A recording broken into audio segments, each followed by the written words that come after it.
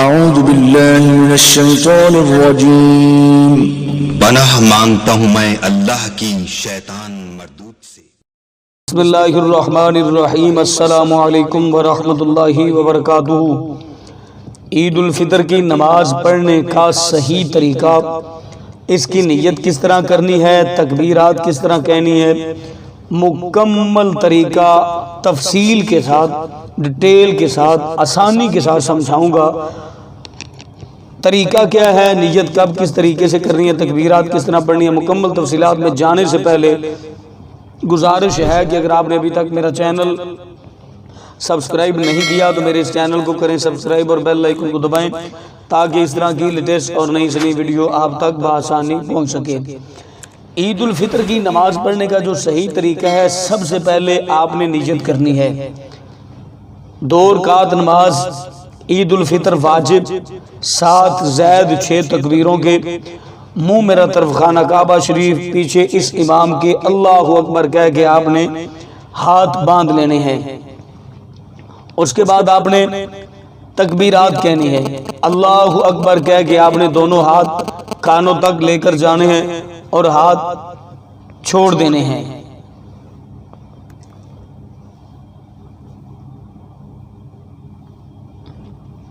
نیت کرنے کے بعد آپ نے اللہ اکبر کہہ کے ہاتھ باندھ لینے ہیں۔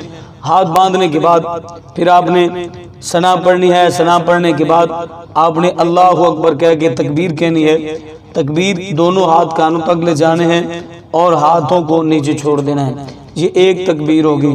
پھر آپ نے اللہ اکبر کہہ کے دونوں ہاتھوں کو کانوں تک اٹھانا ہے، پھر چھوڑ دینا ہے۔ اس کے بعد پھر آپ نے جب تیسری تکبیر کہنی ہے، اللہ اکبر کہہ کے دونوں ہاتھ کانوں تک لے کر جانے ہیں اور ہاتھ باندھ لینے ہیں۔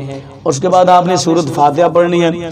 سورۃ فاتحہ کے بعد جو بھی سورت آپ کو آتی ہے آپ نے وہ والی سورت پڑھ لینی ہے۔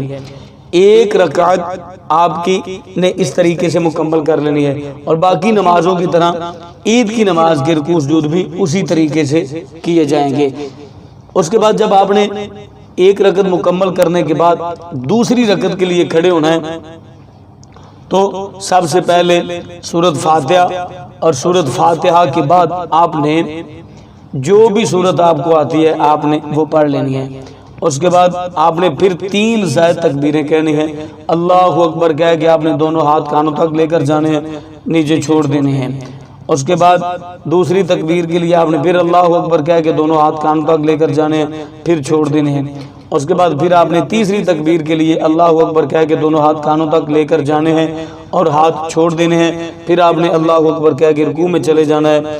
رکوع باقی نمازوں کی طرح کرنا ہے اور سجدے بھی باقی نمازوں کی طرح کرنے ہیں۔